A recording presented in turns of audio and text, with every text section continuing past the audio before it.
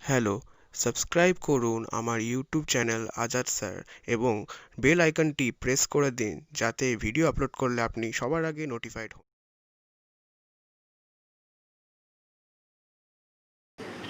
ছাত্রছাত্রীরা, আবার আমার ইউটিউব চ্যানেলে তোমাদের স্বাগত।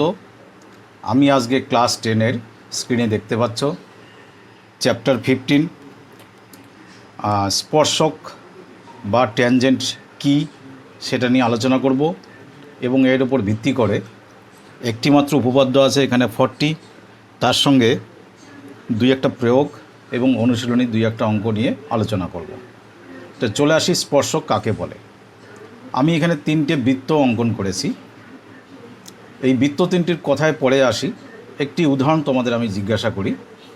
ধরো বলা হলো একটি ছেলে একটি ঘরের সঙ্গে কি সম্পর্কে অবস্থান করতে পারে। একটি ছেলে এবং একটি ঘর, এই দুটো জিনিসের মধ্যে আপেক্ষিক অবস্থান, মানে একজনের সাপেক্ষে আরেকজনের অবস্থান কি হতে পারে, কটা সম্ভাবনা আছে। তোমরা ভাবছো যে কটা সম্ভাবনা থাকতে পারে, যে আইদার ঘরের ভেতরে অর ঘরের বাইরে। না, 3টি সম্ভাবনা আছে। হয় সে ঘরের বাইরে দাঁড়িয়ে আছে, নাহলে সে ঘরের ভেতরে দাঁড়িয়ে আছে, অথবা ঠিক দরজার চৌকাঠে দাঁড়িয়ে আছে।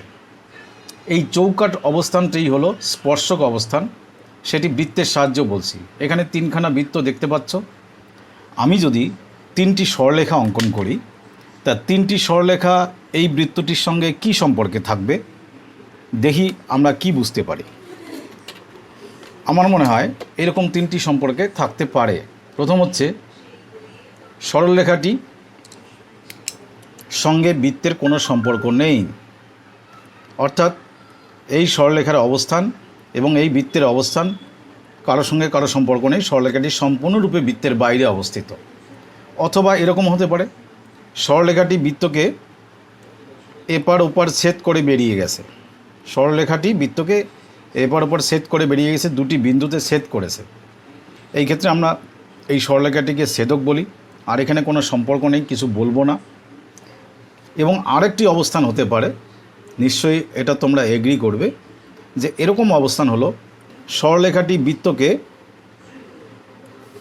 টাচ করে বেরিয়ে গেল, শুধু স্পর্শ করেছে, টাচ।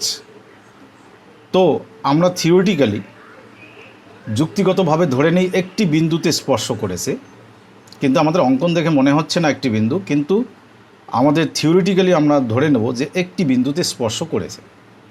এই অবস্থায় এই সরলরেখাটিকে এই বৃত্তের স্পর্শক বা ইংরেজিতে কি বলেছি আমি উপরের নাম, ট্যানজেন্ট বলে। এবার স্পর্শক সম্পর্কে একটি ধারণা হলো। আমি আরেকটি বৃত্ত অঙ্কন করেছি, লক্ষ্য করো। এই বৃত্তটিতে আমি ধরো একটি জ্যা অঙ্কন করলাম। তোমরা তো জ্যা জানো। এমন একটি সরলরেখা অঙ্কন করলাম, সম্পূর্ণ সরলরেখা না, সেটি জ্যা রূপে বৃত্তকে ছেদ করেছে। তো এই জ্যায়ের সঙ্গে সম্পর্ক রেখে অনেক সমান্তরাল সরলরেখা আমি অঙ্কন করতে পারবো। ধরো এই একটি করলাম, আরও নিচে করলাম, উপরে করলাম, আরও ইভেন ব্যাসও হতে পারে, কারণ তোমরা তো জানো ব্যাস বৃত্তের বৃহত্তম জ্যা। তো যদি এইভাবে সমান্তরালভাবে আমি অসংখ্য সরলরেখা অঙ্কন করতেই থাকি, তাহলে নিশ্চয়ই এভাবে যদি করতে থাকি এমন একটা অবস্থান আসবে যেখানে সরলরেখাটি বৃত্তটিকে স্পর্শ করে বেরিয়ে গেছে। এই শেষ সরলরেখাটি দেখো। আর এদিকেও ঠিক তাই, সমান্তরাল অঙ্কন করতে করতে আমি এমন একটি সরলরেখা পাবো যে বৃত্তকে জাস্ট স্পর্শ করে বেরিয়ে গেছে। তো এই সর্বশেষ সরলরেখাটি আর এই সর্বশেষ সরলরেখাটি, এই দুটোকেই বলা হয় বৃত্তের স্পর্শক। তো এবার স্পর্শ সম্পর্কে নিশ্চয়ই একটু ধারণা হলো। এছাড়াও তোমাদের বইয়ে আরও অন্যভাবে আরও একটি পদ্ধতিতে স্পর্শক দেখানো আছে। তাহলে কোনো একটি ছেদক বা কোনো একটি জ্যায়ের সমান্তরালভাবে যদি সরলরেখা অঙ্কন করি, তাহলে আমরা ম্যাক্সিমাম কটি স্পর্শক পাবো? 2টি, এই নিচের একটি আর উপরের একটি। এবার স্পর্শক সংক্রান্ত তোমাদের বইয়ের পেজ নাম্বার 208, উপপাদ্য 40, তোমরা হেডলাইন দেখো কি বলা আছে। হেডলাইনে বলা আছে আমি চিত্র অঙ্কনের জন্য একটি বৃত্ত করে রেখেছি। সেখানে হেডলাইনটি বলছি, বৃত্তের কোনো বিন্দুতে স্পর্শক ও ওই স্পর্শ বিন্দুগামী ব্যাসার্ধ পরস্পর লম্বভাবে অবস্থিত। এই বিষয়টি আমাদের প্রমাণ করতে হবে বা প্রমাণ করা আছে। এই প্রমাণের মাধ্যমে তোমরা এই সিদ্ধান্তটি স্বতঃসিদ্ধভাবে মেনে নেবে যুক্তির মাধ্যমে। তো আমি অঙ্কন করি বৃত্তের কোনো একটি বিন্দুতে স্পর্শক। ধরো এখানে আমি এই বিন্দুতে স্পর্শক অঙ্কন করছি। ধরো এখানে একটি পি বিন্দু নিলাম আর বৃত্তের কেন্দ্রের নাম ও। তো পি বিন্দুতে যদি আমি স্পর্শক অঙ্কন করি,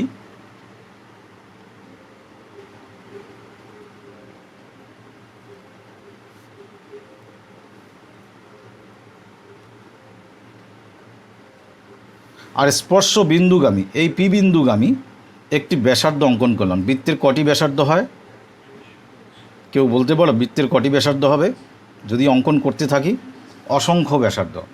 তার মধ্যে এই স্পর্শ বিন্দুগামী ব্যাসার্ধ এবং স্পর্শক পরস্পর লম্বভাবে অবস্থিত, এটাই প্রমাণ করতে হবে। স্পর্শকের নাম দিলাম এ বি। প্রসঙ্গক্রমে বলি, তোমাদের বইয়ে কোথাও কখন স্পর্শক অঙ্কন করলে যদি স্পর্শক বৃত্তকে স্পর্শ করে দুই দিকে বেরিয়ে গেছে তো দুই দিকে অ্যারো মার্ক এই তীর চিহ্ন দেবে, আর যদি এখান থেকে আমি স্পর্শক করি তখন একদিকে অ্যারো দেবে, মাস্ট, অ্যারো মাস্ট। আচ্ছা যাই হোক, তো আমাকে প্রমাণ করতে হবে যে এবি সরলরেখার উপর পি বিন্দুতে অঙ্কিত এই ব্যাসার্ধ লম্ব। কেন লম্ব? যেহেতু এবি স্পর্শক। এবার প্রমাণের জন্য আমি করছি কি, তাহলে যাই হোক আমি প্রথমে একটি কথা বলে নিই যে বৃত্তের পরিধিকে স্পর্শক অর্থাৎ এবি সরলরেখা কটি বিন্দুতে স্পর্শ করে? একটু আগে বলেছি একটি মাত্র বিন্দুতে স্পর্শ করে। তাহলে এবি সরলরেখার উপর যত অসংখ্য যে আমরা বিন্দু দেখতে পাচ্ছি তার মধ্যে একমাত্র পি বিন্দু বৃত্তের পরিধির উপর অবস্থিত। তাহলে এবি সরলরেখার বডিতে আমি যে কোনো জায়গায় যদি অপর যে কোনো একটি বিন্দু নেই, নিশ্চয়ই সেটি বৃত্তের বাইরে হবে। এখানে নিল বাইরে, এখানে নিল বাইরে, এখানেও যেখানে নেই, আমি এখানে নিল সেটি বাইরে, এখানেও বাইরে, এখানেও নিল বাইরে হবে। ঠিক আমি এরকমই একটি বৃত্তের বাইরে এবি সরলরেখার ওপর যে কোনো একটি বিন্দু আমি কিউ নিলাম, যে কোনো বিন্দু। তো আমরা তো যুক্তিতে বুঝলাম যে এবি সরলরেখার ওপর পি ব্যতীত যে কোনো বিন্দু বৃত্তের বাইরে, তাহলে কিউ বিন্দুটি বৃত্তের বাইরে। তার সঙ্গে আমি দেখি কেন্দ্র যোগ করি।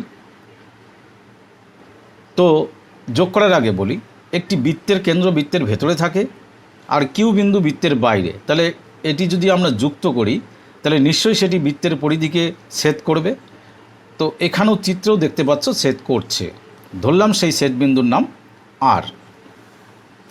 এবার চিত্র অথবা যুক্তি থেকে তোমরা বলো যে ও বিন্দু, আর বিন্দু এবং কিউ বিন্দু এর মধ্যে কোনটি বৃত্তের পরিধিতে ও থেকে, আর বিন্দু বৃত্তের পরিধিতে এবং কিউ বিন্দু বাইরে। তাহলে ও থেকে আর এর দূরত্ব কম না ও থেকে কিউ এর দূরত্ব কম? তাহলে নো ডাউট তোমরা বলবে আর এর দূরত্ব কম। তাহলে আমি লিখতে পারি কি, O R is less than O Q. এটা তো লেস দ্যান চিহ্ন নিশ্চয়ই জানো। আমি কিন্তু বইয়ের ভাষা ধরে বলছি না, বিষয়টি তোমাদের মাথায় দিচ্ছি। বইয়ের ভাষাকে সম্পর্ক রেখেই করবে এবং ভাষায় কোথায় গুরুত্বটা বেশি আছে সেটিও আমি বলে দিচ্ছি। তাহলে আমাদের এতক্ষণে যা ধাপে ধাপে যুক্তিতে এলাম তাতে ও আর লেস দ্যান ও কিউ। আবার লক্ষ্য করো, আমি এখানে লিখছি ওপি ইকুয়াল টু ও আর। আমি লিখতে পারি কি না? পারি। কেন পারি? ওপিও হচ্ছে ব্যাসার্ধ, ও আরও হচ্ছে ব্যাসার্ধ। পরিধির উপর আরও যে কোনো বিন্দু সবাইকে যদি ও এর সঙ্গে যুক্ত করি সবাই হবে বৃত্তের ব্যাসার্ধ, এবং সব ব্যাসার্ধ বৃত্তের একই বৃত্তের ব্যাসার্ধ সবাই সমান। তার মানে ওপি আর ও আর সমান। এবার এই ও আরের জায়গায় আমি ওপিকে যদি প্লেস করি তাহলে কেমন হবে? তাহলে অতএব ও আরের জায়গায় ওপিকে প্লেস করলে আমার হবে OP is less than O Q. এই যে আমি যুক্তিতে এই সিদ্ধান্তে পৌঁছালাম, এখানে একটি বক্তব্য আমি বলছি, ভালো করে বুঝে নাও।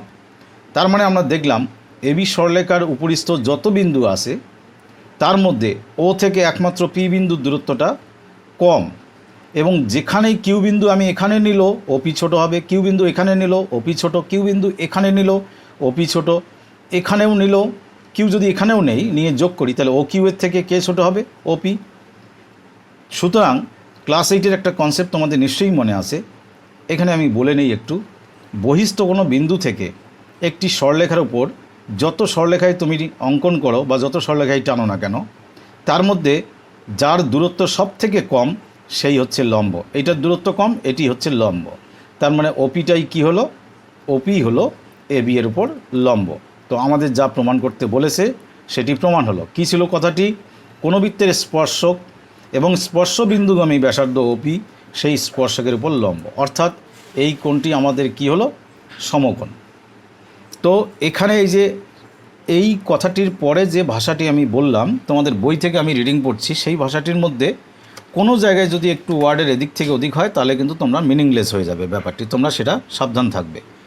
বলা আছে কিউ বিন্দু এবি স্পর্শকের উপর যে কোনো বিন্দু, এই যে কোনো বিন্দু খুব ইম্পর্টেন্ট। কিউ কিন্তু আমি যে কোনো অবস্থানে নিতে পারি, এখানেও নিতে পারি, এখানেও নিতে পারি, এখানেও, কোনো ফিক্সড না, যে কোনো বিন্দু। সুতরাং বৃত্তের কেন্দ্র ও থেকে এবি স্পর্শক পর্যন্ত যত সরল রেখাংশ অঙ্কন করা যায়, ওপি তাদের মধ্যে ক্ষুদ্রতম। এই লাইনটি কিন্তু খুব গুরুত্বপূর্ণ। আবার ক্ষুদ্রতম দূরত্ব লম্ব দূরত্ব, সুতরাং ওপি লম্ব এবি। বাই দি বাই, তোমাদের বইয়ে আমি চেক করে দেখেছি যা ভাষা আছে সম্পূর্ণ ঠিক আছে। তো আমি বিষয়টি যখন তোমাদের মাথায় বুঝিয়ে দিলাম, নিশ্চয়ই আর ভাষাগত দিক থেকে তোমাদের সমস্যা হবে না। তো এটা তোমরা ভালো করে তৈরি করবে। এবারে আসি, তোমাদের বইয়েই 40 নম্বরের ঠিক বিপরীত বিবৃতিতে একটি প্রয়োগ আছে, সেই প্রয়োগটি নিয়ে আমি আলোচনা করি। এই থিওরেম 40-এর কনভার্স মানে হচ্ছে এর বিপরীত যে বক্তব্য সেটি আমরা প্রমাণ করব। সেটা হলো প্রয়োগ 1। বলা আছে কোনো বৃত্তের যে কোনো ব্যাসার্ধের প্রান্তবিন্দু দিয়ে ব্যাসার্ধের উপর অঙ্কিত লম্ব সরলরেখা ওই বৃত্তের ওই প্রান্তবিন্দুতে স্পর্শক হবে। ঠিক আগের কথাটির বিপরীত কথা বলা আছে। আবারও বলছি, কোনো বৃত্তের যে কোনো ব্যাসার্ধের, আমি এই ব্যাসার্ধটি অঙ্কন করছি।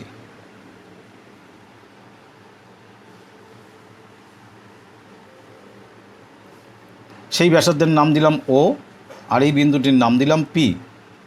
তো এই পি বিন্দুতে ব্যাসার্ধের উপর অঙ্কিত লম্ব, এই ব্যাসার্ধের উপর যদি আমি একটি লম্ব অঙ্কন করি, লম্ব তোমরা স্কেল দিয়েও অঙ্কন করা শিখেছো, আমি অনেকবার বলেছি। ধরো এটি লম্বটির নাম দিলাম আমি এবি সরলরেখা, অর্থাৎ এখানে ওপি এবি এর উপর কি? লম্ব। বিপরীত কথাটি বলা যায়, আমরা তখন এটি প্রমাণ করেছি, এবার এটি দেওয়া আছে। এবার আমাকে প্রমাণ করতে হবে কি? যে এবি এই বৃত্তের ওই পি বিন্দুতে স্পর্শক, অর্থাৎ আমাকে প্রমাণ করতে হবে এবি হচ্ছে কোন বিন্দুতে? পি বিন্দুতে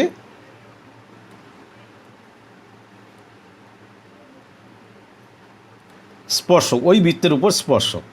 তো লম্ব এটি কিন্তু বলা আছে, অর্থাৎ আমি 90 ডিগ্রি অ্যাঙ্গেলের সিম্বল দিতেই পারি। তা আমি ধরে নিচ্ছি যে এবি ওপি এর উপর লম্ব হলেও স্পর্শক নয়, তাহলে নিশ্চয়ই পি বিন্দুতে অপর একটি স্পর্শক নিশ্চয়ই আছে। আমি সেই স্পর্শকটি অঙ্কন করছি, আমি জোর করে আর একটি স্পর্শক অঙ্কন করছি।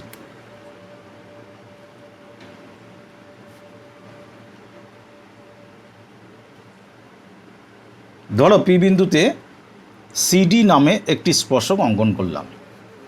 তো সিডি যদি এই বৃত্তের উপর পি বিন্দুতে স্পর্শক হয়, তাহলে পি বিন্দুগামী ব্যাসার্ধ নিশ্চয়ই সিডির উপর লম্ব, অর্থাৎ আমরা উপপাদ্যের যুক্তি থেকে পাচ্ছি তাহলে ওপি লম্ব সিডি।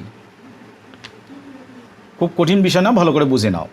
কারণ উপপাদ্যের যুক্তি হিসাবে যে স্পর্শক হবে, কে স্পর্শক আমি বানালাম সিডিকে স্পর্শক বানালাম, মানে ট্যানজেন্ট বানালাম, তাহলে ওপি সিডির উপর লম্ব। তার মানে কি আমি বলতে পারি না যে ওপিডি ইকুয়াল টু 90 ডিগ্রি? বলতেই পারি যেহেতু স্পর্শক। কিন্তু আমাদের তো কোশ্চেনেই দেওয়া আছে যে ওপিবি হচ্ছে 90 ডিগ্রি। আমি এই যে আগেই বক্স করে চিহ্ন দিয়ে রেখেছি। তো লক্ষ্য করো, ওপি থেকে দুটি পরস্পরছেদী সরলরেখা কোনোদিনই ওপির উপর লম্ব হতে পারে না, বা দুটি পরস্পরছেদী সরলরেখা ওপির সঙ্গে 90 ডিগ্রি কোণ করতে পারে না। পারে, কখন পারে? যদি কিনা এই পিডি রেখাংশটি অন্য কেউ না, এই পিবি এর উপর সমাপতিত হয় বা কোইনসাইড করে। কোইনসাইড না করলে বা সমাপতিত না হলে, সমাপতিত অবস্থায় না থাকলে কখনোই পি বিন্দুতে দুটি পরস্পরছেদী সরলরেখা ও পি এর উপর লম্ব হতে পারে না। তার মানে আমরা যে সিডি বলে আরেকটি স্পর্শক অঙ্কন করেছি সেটি সম্ভব নয়। তাহলে এখানে স্পর্শক কোনটি? এবি হলো স্পর্শক। এই হলো একটি, এটাকে ইনডাইরেক্ট প্রুফ বলে। আর এটি হলো 40 নম্বর উপপাদ্যের বিপরীত বক্তব্যের উপর ভিত্তি করে। এই হচ্ছে তোমাদের প্রয়োগ নাম্বার 1। এবার 4 নম্বর প্রয়োগে একটি অবজেক্টিভ টাইপের আলোচনা আছে, সেটি আমি চিত্রসহ তোমাদের বোঝাচ্ছি। এবারে 4 নম্বর প্রয়োগের কোশ্চেন আমি চিত্র থেকে সরাসরি তোমাদের বুঝিয়ে দিচ্ছি, দিয়ে তার ব্যাখ্যা করে দিচ্ছি। এই চিত্রে দেখতে পাচ্ছ বিও কেন্দ্র পর্যন্ত যোগ করে তাকে বর্ধিত করা হয়েছে। তার মানে বি বিন্দুগামী একটি ব্যাস বৃত্তের বাইরে পর্যন্ত বর্ধিত করা হয়েছে, যাকে বৃত্তের উপরিস্থিত অপর একটি বিন্দু এতে অঙ্কিত স্পর্শক টি বিন্দুতে ছেদ করেছে। এটি হলো ব্যাস আর এটি হচ্ছে স্পর্শক যে টি বিন্দুতে ছেদ করেছে। এই কোণটিকে এক্স ডিগ্রি দিয়ে ইন্ডিকেট করা হয়েছে আর এই কোণটিকে ওয়াই ডিগ্রি। এই এক্স আর ওয়াই এর মধ্যে সম্পর্ক কি তোমরা ক্যালকুলেশন করে বলবে। এবার সম্পর্ক নির্ণয় বলছি। তো ও বিন্দু থেকে এ বিন্দু পর্যন্ত নিশ্চয়ই এটি ব্যাসার্ধ তোমরা বুঝতে পারছো। আর এটি হলো কি? স্পর্শক। স্পর্শক এবং স্পর্শ বিন্দুগামী ব্যাসার্ধ পরস্পর কি হয়? লম্ব হয়। সেটি তো আমি জাস্ট 40 নম্বর উপপাদ্যে এসে গেলাম। তাহলে এই কোণটি কত ডিগ্রি? 90 ডিগ্রি। বুঝে যাও। তাহলে এই কোণটি কত ডিগ্রি হলো? 90 ডিগ্রি, বিকজ এটা হলো স্পর্শক আর এটি হলো স্পর্শ বিন্দুগামী ব্যাসার্ধ এ বিন্দুগামী। তাহলে এটি 90 ডিগ্রি। আবার এই ও এ রেখাংশ আর ও বি রেখাংশ সমান। কেন? এরা একই বৃত্তের দুটি ব্যাসার্ধ। তো এই রেখাংশ দুটি যদি সমান হয় তাহলে এই ত্রিভুজটির মধ্যে বি ও এ ত্রিভুজের দুটি বাহু যদি সমান হয় তাহলে এই কোণ দুটি কী হবে? সমান। তাহলে আমি লিখতে পারি এই কোণটি কত ডিগ্রি? Y degree. তাহলে আমি যুক্তিতে লিখলাম এই কোণটি ওয়াই ডিগ্রি। এবারে তোমরা ক্লাস 8-এ একটি কথা শুনেছ নিশ্চয়ই, যে কোনো ত্রিভুজের, আমি তোমাদের এখানে একটি কথা বলি, কোনো একটি ত্রিভুজের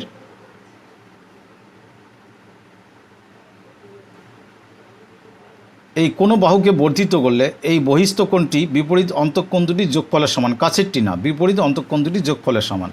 ঠিক এই কনসেপ্টের উপর ভিত্তি করে দেখো এই ত্রিভুজটির মধ্যে আমি বিওকে বর্ধিত ভাবতে পারি। তাহলে এই বহিস্থ কোণটি, এই যে বহিস্থ কোণ এ ও টি, এই কোণটি, এই কোণ এবং এই কোণের সমষ্টি। তার মানে এই কোণটির মান হচ্ছে কত ডিগ্রি? 2y degree. তাহলে এই কোণটির মান কত আসলো? 2y degree. এবার তোমরা এই ত্রিভুজে চলে আসো। এই ত্রিভুজটির নাম কি? ত্রিভুজ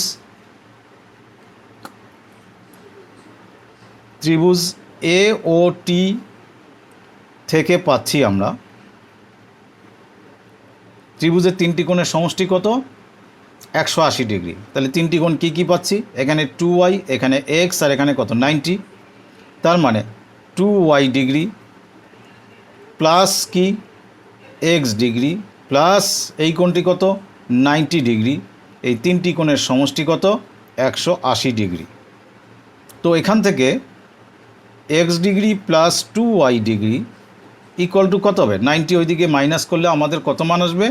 শুধু 90 ডিগ্রি। তার মানে আমি বলতে পারি সবার কাছ থেকে ডিগ্রি তুমি কিন্তু রিমুভ করতে পারো, কোনো একটা কোণের মান থেকে ডিগ্রি রিমুভ করা যাবে না। তাহলে x plus 2y equal to কত হলো? শুধু 90। তুমি এটিকেও সম্পর্ক বলতে পারো, অথবা বলতে পারো অতএব x equal to 90 minus 2y। এটি হলো তোমাদের নির্ণেয় সম্পর্ক।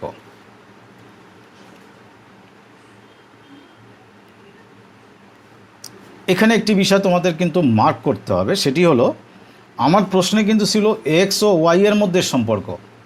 এখানে কিন্তু বলা হয়নি এক্স ডিগ্রি ও ওয়াই ডিগ্রির মধ্যে সম্পর্ক। সুতরাং আমি ডিগ্রি দিয়ে উত্তর দিতে পারবো না। এবং এখানেও তাই আমরা যখন ডিগ্রি রিমুভ করলাম সবার কাছ থেকে রিমুভ করলাম, এটি লেখার নিয়ম আছে তোমরা জানোই। সুতরাং x plus 2y equal to 90 অথবা x equal to 90 minus 2y, এটি নির্ণয় সম্পর্ক। নিশ্চয়ই বুঝতে পেরেছ। এবার তোমাদের আমি প্রয়োগ 5-এ চলে যাচ্ছি। প্রয়োগ নাম্বার 5 তোমরা ছবিটি দেখতে পাচ্ছ, বইয়েও তোমরা দেখবে। কি কি প্রশ্নে আসে আমি এখান থেকে সরাসরি বলে দিচ্ছি, বুঝিয়ে দিচ্ছি। সেটি হলো অকেন্দ্রীয় একটি বৃত্ত আছে, যার এবি হলো ব্যাস, কেন্দ্র দিয়ে গেছে। সেই ব্যাসের এ বিন্দুতে একটি স্পর্শক আছে, এই প্রান্তীয় বিন্দু এ বিন্দুতে একটি স্পর্শক আছে, তার নাম হচ্ছে পি কিউ বা পি এ কিউ। এই পি এ কিউ এর সমান্তরাল করে একটি জ্যা অঙ্কন করা হলো। আর এস তাহলে কি একটি জ্যা, সেটা তো বুঝতেই পারছো, যে বৃত্তকে দুটি বিন্দুতে ছেদ করেছে নিশ্চয়ই আর এস স্পর্শক হবে না। জ্যা কীরকম জ্যা, যে এই আর এস এবং পি এ কিউ সমান্তরাল, অর্থাৎ তোমরা এখানে সমান্তরাল চিহ্ন দিতে পারো, আমি আশা করব সমান্তরাল চিহ্ন দেবে, এরকম ডবল অ্যারে দাও, তাহলে ইন্ডিকেট করবে যে এই দুটো সমান্তরাল। আমাকে প্রমাণ করতে হবে যে এবি আর এসের লম্ব সমদ্বিখণ্ডক। লম্ব সমদ্বিখণ্ডক মানে ও একাধারে, এই এবি সরলরেখাটি একাধারে আর এসের উপর লম্ব এবং মধ্যবিন্দুতে লম্ব, একেই বলা হয় লম্ব সমদ্বিখণ্ডক। তাহলে আমরা দুটো জিনিস প্রমাণ করব, যে আর এস এবিকে যেখানে ছেদ করেছে, ধরলাম এই বিন্দুটির নাম টি, তাহলে টি হচ্ছে কার মধ্যবিন্দু, তাহলে নাম্বার 1 আমাকে প্রমাণ করতে হবে টি হচ্ছে আর এসের মধ্যবিন্দু। এবং 2 নম্বর আমাকে প্রমাণ করতে হবে যে এটি বা এবি, তোমরা এটিও ভাবতে পারো, বা এবি পুরোটা কার উপর লম্ব, আর এসের উপর লম্ব, মধ্যবিন্দু টিতে আর এসের উপর লম্ব। প্রমাণ শুরু করি। তোমাদের প্রথমে একটি কথা বলি, যে তোমরা নিশ্চয়ই জেনে থাকবে যে দুটি যদি সমান্তরাল সরলরেখা থাকে, এই সমান্তরাল সরলরেখার মধ্যে এমন একটি রেখাংশ আমি অঙ্কন করলাম যা একটি সমান্তরাল সরলরেখার উপর লম্ব, সে তখন অটোমেটিক্যালি দ্বিতীয় সমান্তরালের উপরেও লম্ব হবে। নাহলে আরও এক ধাপ এগিয়ে বলছি, আমরা জানি দুটি সমান্তরাল সরলরেখার ভেদকের একই দিকের কোণ দুটির যোগফল 180 বা সম্পূরক হয়। তো এটা যদি 90 হয় তাহলে এটা কত হবে, 90 হতেই হবে, নাহলে তো 180 হচ্ছে না। তাহলে দুটো যুক্তিতেই তোমরা বুঝলে যে একটি সরলরেখার উপর কেউ লম্ব হলে সে দ্বিতীয় সরলরেখার উপর লম্ব। তো এখানে লক্ষ্য করো, ও থেকে এ পর্যন্ত ব্যাসার্ধটি স্পর্শ বিন্দুতে ব্যাসার্ধ এবং পি এ কিউ তার স্পর্শক। তাহলে এই কোণটি কত ডিগ্রি, 90 ডিগ্রি। আজকের উপপাদ্যে শিখেছ যে স্পর্শক এবং স্পর্শ বিন্দুগামী ব্যাসার্ধ পরস্পর লম্ব, মানে এটি 90। আবার এই ও একে বা এ ওকে বর্ধিত করায় সে আর এসকে টি বিন্দুতে ছেদ করেছে। তাহলে দুটি সমান্তরাল সরলরেখার মধ্যবর্তীতে এ এবং টি অবস্থিত, দুটিকেই ছেদ করেছে এবং এটি একটি সরলরেখা। তো এখানে 90 ডিগ্রি হলে তাহলে নিশ্চয়ই এখানে 90 ডিগ্রি হবে। তার মানে আমরা বুঝলাম এটি, তার মানে আমরা এখন বুঝলাম যে এটি হচ্ছে কার উপর লম্ব, আর এসের উপর লম্ব। এটি 2 নম্বর হয়ে গেল। কিন্তু শুধু এটি লম্ব হলে হবে না, আমি এটি না বলে এটিকে আমি বলতে পারি এরকম, ওটি লম্ব আর এস বলা যেতেই পারে। এ থেকে টি না বলে ও থেকে টি বললাম, ওটি লম্ব আর এস।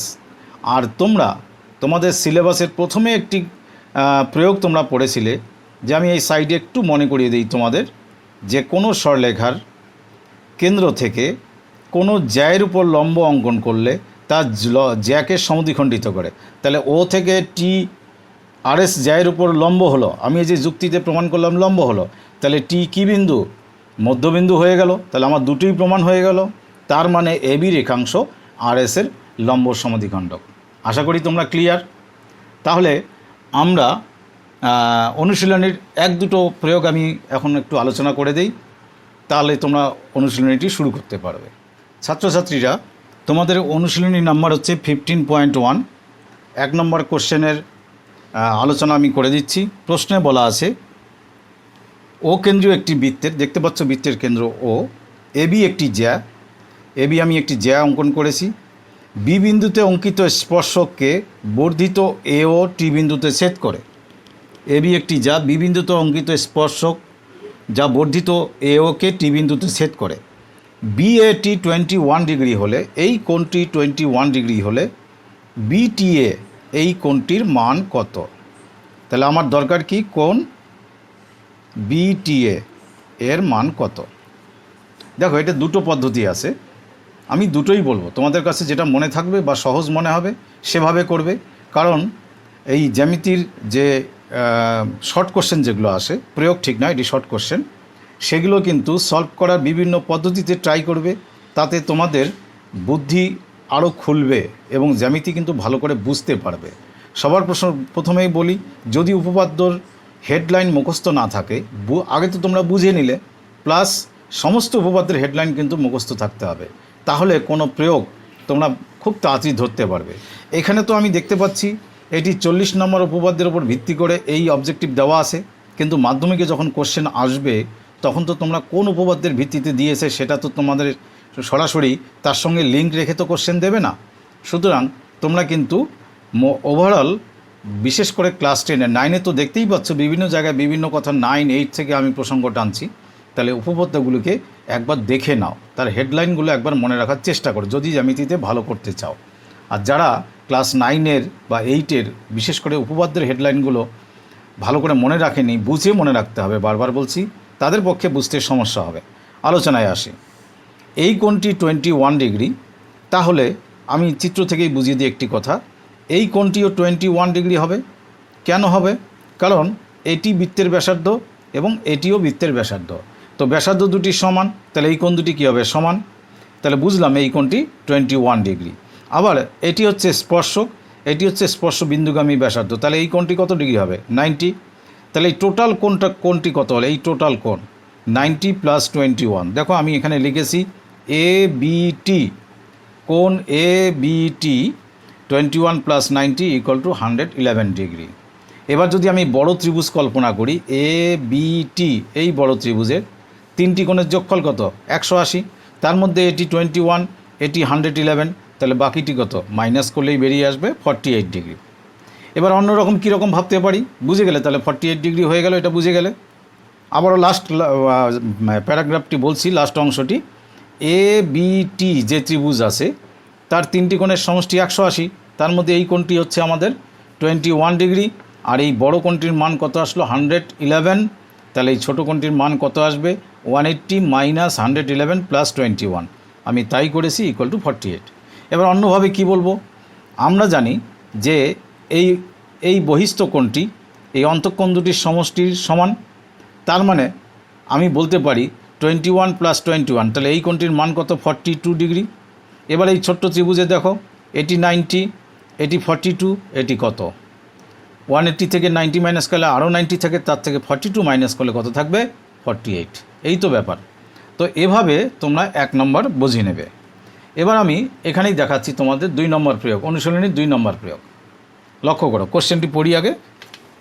বলা আছে কোনো বৃত্তে XY একটি ব্যাস, চিত্রে দেখো আমি XY ব্যাস করেছি, বৃত্তটির উপর অবস্থিত A বিন্দুতে PAQ বৃত্তের স্পর্শক, এই যে A বিন্দুতে PAQ বৃত্তের স্পর্শক। তারপরে বলেছে X বিন্দু থেকে বৃত্তের স্পর্শকের উপর অঙ্কিত লম্ব PAQকে Z বিন্দুতে ছেদ করেছে, তো অর্থাৎ X থেকে এটি লম্ব অঙ্কন করা হয়েছে, আমি লম্ব চিহ্ন দিয়েছি, তোমরাও দেবে। ছেদ করেছে, প্রমাণ করি যে X-এ YXZ এর সমদ্বিখণ্ডক, এই X-এ সরলেখাটি YXZ এর সমদ্বিখণ্ডক, তার মানে আমাকে এই কোণটির সমান এই কোণটি প্রমাণ করতে হবে, তাহলেই আমার এটি সমদ্বিখণ্ডক হয়ে যাবে। তো এবার আমি চিত্র থেকে আলোচনায় আসি। আমি যা ভাষা লেখা আছে সেটি ধরবো ক্যামেরায়, তোমরা লিখে নিতে পারবে, আমি আগে এমনিতেই বুঝিয়ে দিচ্ছি। এখানে একটি কথা তোমাদের বলতেই হয়, তোমরা নিশ্চয়ই জেনে থাকো বা তোমাদের সবারই জানার কথা, যে একটি সরলেখার উপর আমি যদি দুটো লম্ব অঙ্কন করি বা 3টে বা 4টে, সবাই কিন্তু পরস্পর কী হবে? সমান্তরাল। এই দুটো যদি লম্ব হয় এরা কি হবে? সমান্তরাল। এটা মাথায় রাখবে। এই কথাটি আমি এখানে প্রয়োগ করছি। দেখো, PAQ সরলেখার উপর O বিন্দু থেকে লম্ব আর X বিন্দু থেকে লম্ব। বলো তো O বিন্দু থেকে কেন লম্ব হলো? কারণ A বিন্দুতে PAQ একটি স্পর্শক এবং OA হলো স্পর্শ বিন্দুগামী ব্যাসার্ধ। 40 নম্বর উপপাদ্যে শিখলাম যে স্পর্শ বিন্দুগামী ব্যাসার্ধ এবং স্পর্শক ওই বিন্দুতে লম্ব হয়, তার মানে এটি লম্ব 90 ডিগ্রি আর এটি লম্ব তো অঙ্কন অনুসারে বা আমাদের প্রশ্নে দেওয়া আছে। যখন দুটো লম্ব হলো তাহলে এই দুটো সরলেখা কী হলো? সমান্তরাল। আর X-এ তার ভেদক ধরতে পারি। X-এ যদি ভেদক হয় তাহলে আমরা বলতে পারি যে, আমি একটু রেড মার্ক করে তোমাদের বোঝাই, যে এই কোণটির একান্তর কোণ হচ্ছে এই কোণটি, ঠিক? কারণ এটি আর এটি সমান্তরাল আর X-এ হলো ভেদক, তাহলে এই দুটো কোণ কি? একান্তর কোণ। আবার অন্যভাবে চিন্তা করো তোমরা, যে এই সরলেখা OA এবং OX একই বৃত্তের ব্যাসার্ধ হওয়ায় এই দুটো সরলেখা সমান, তাহলে এই রেড মার্ক কোণটি তাহলে এই কোণটিরও সমান। তাহলে দেখতে পাচ্ছি এই কোণের সমান এই কোণ, আবার এই কোণের সমান এই কোণ, তার মানে এই দুটো কোণ কি সমান। এই দুটো কোণ যদি সমান হয়, তাহলে এই সরলরেখাটি পুরো কোণের কি সমদ্বিখণ্ডক, সেটাই আমাদের প্রশ্নে ছিল, প্রমাণ হয়ে গেল। এবার আমি কিছুক্ষণের জন্য তোমাদের স্ক্রিনে পুরো ভাষাটি ধরছি, তোমরা দেখে লিখে নিতে পারবে।